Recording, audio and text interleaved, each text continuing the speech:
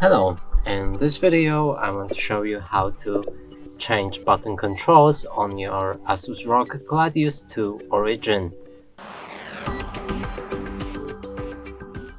So to do this, first you'll need to get the Armory crate by ROG on their website or in any search engine.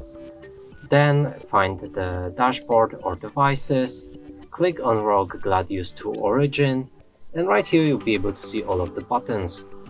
Now let's select one of the buttons, for example this one, and from here you can change the function to mouse function, keyboard function, set up the macro, Windows shortcut, multimedia, preset input text, or simply disable it.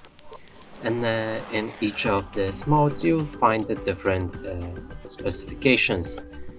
And that's it for this video. Hope you like it. Please consider subscribing to our channel, leave a like and a comment below.